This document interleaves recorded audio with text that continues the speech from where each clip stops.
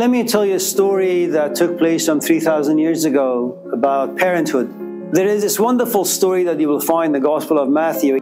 You have a father, he struggled his life, and he saved some money, about 100,000. He has two sons.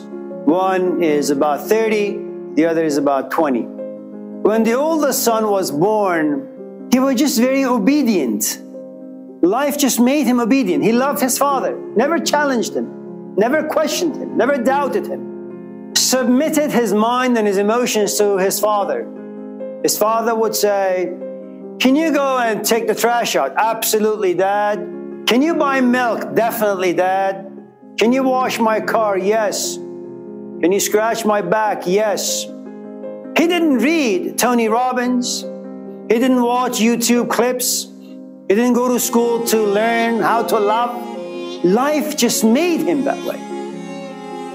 The 20-year-old son, the other one, it was a disaster.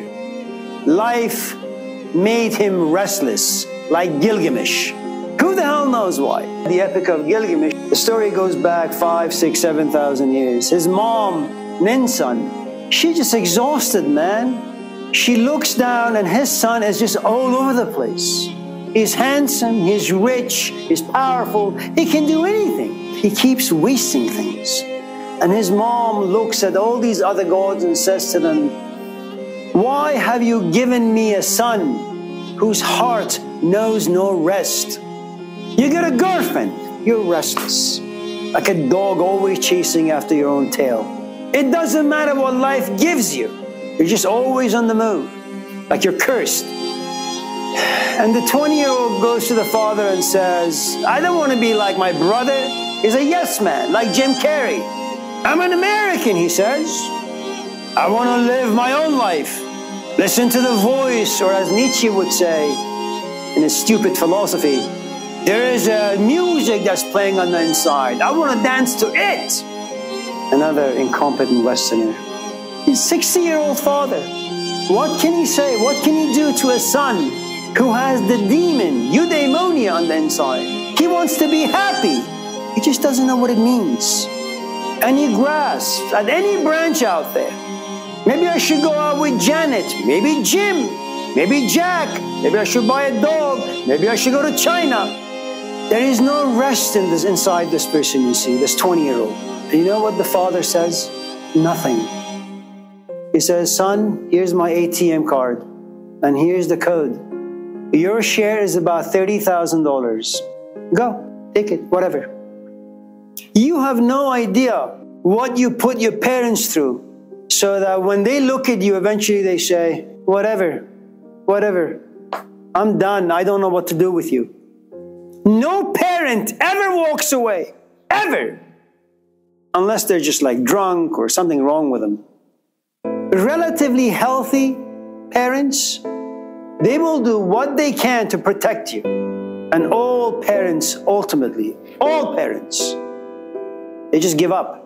It's too much to work 6 in the morning till 5, come to a 2-bedroom, pay rent, pay utility, food, gas, a wife or a husband that nags, 2, 3 kids whose future is uncertain. How much can you carry on your shoulders before you break? Eventually the father looks at this kid and says, "You know, I tried to reason with you, to give you some wisdom, but you're not in the right place to receive wisdom. It seems you're of the temperament where you have to go out there. Life needs to beat you up. Only then can you understand." So this kid takes his money. He's happy now. He doesn't answer to his father or to his brother or to his community. He is an individual with no shame. He doesn't ask, "How did you save all this money? Why do you just want to give this money to me?" You think his father didn't tell him the difference between good pleasure and bad pleasure? Something that can benefit you or harm you? Of course he has. The problem with Jesus is that he leaves most of his stories incomplete. And I think there was a good reason why he left most of his stories incomplete. Why throw jewels before swines? I'm not going to tell them the secret of life to those who are not ready. I'm just going to give them some nuggets. If they're interested, they can lock themselves behind closed doors for 10 years and think about these stories. And hopefully, they will get to the gold. And what do 20-year-olds do with $30,000? They go to Pete's and buy mocha every day. And then when they see an attractive young person out there, they say, hey, I got a truck. You want to go to the back seat and read the Bible with me? And they waste $30,000 on the most useless of things. And they feel powerful as long as they have the money. But you know, money is like sand. It disappears very, very quickly. And after 2-3 months, this young 20-year-old looks at his life, looks in his pocket, and there is not a penny. He can't go to a hotel, he can't go to a motel. So I came to campus at 5 this morning, and I saw something I had never seen for the past 20 years of being here. Walking past by the carpentry building, there was this man, a young kid, maybe 30. He was just sleeping by the door of a classroom. And then it made me think, did his parents tell him, go to school, stay in school, don't do drugs, don't drink, don't do porn? Why are you so angry all the time? Stay home. We'll do your laundry, we'll give you food, we'll give you a room, just go to school. And like this young kid some 2,000 years ago, he said, no, I trust myself. I don't want to live like you guys. I don't want to have a 9-to-5 job. I want to be creative. I hear this drumbeat inside, as Nietzsche said, because I read his book. You know, ideas are like money. If you don't know how to use ideas well, like money, they'll destroy you. It's great that you can read Das Kapital. Do you know how to use the ideas well? Because if you don't, they'll make you homeless. And no one enjoys being homeless. There comes a point where something really, really interesting happens to this kid. For the first time, he understands what it means to be homeless. For the first time, he really understands what it means to be in pain. What it means not to have a single soul in his life. You know what pain does to him? It forces him to reflect. The function of pain, it makes you think. And you won't like what you see. And the moment you begin to reflect, you will have emotions you've never had. Guilt, shame, anger because you see too much. Reflection makes you responsible for all the awful things that you have done. And then for the first time, you will know what it means to be poor. Value of money you understand, value of parents you understand, value of a room you understand, laundry, food. See, power got you drunk, made you blind. Pain forces you to see. Pain forces you to repent. For the first time, you know what humility is. You look yourself in the mirror and you say, how could you have been so stupid? You have $30,000. It could have taken you all the way to the PhD. You could have bought a 1-bedroom, a car. But you spend it on drugs, on booze, on porn. How stupid.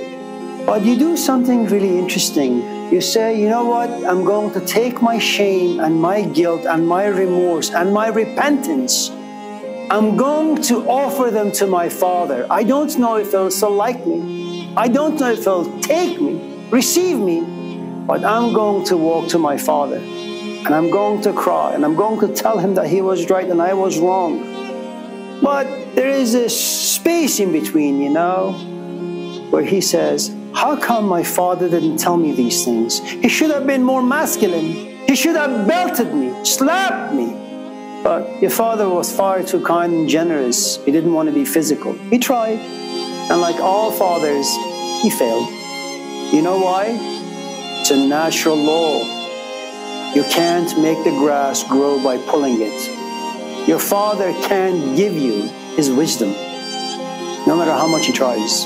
It's something you have to get to by yourself. And the only way you get to wisdom? Pain. And pain is something profoundly unpleasant to your organism. So you know what you do? You distract yourself. Now, as this young kid is walking back home, his father sees him from a distance. But fathers, good fathers, always know that children always have to go astray. Always. Not because they want to, it's just because they lack the proper experience, insight. The father sees him, and you know what he does?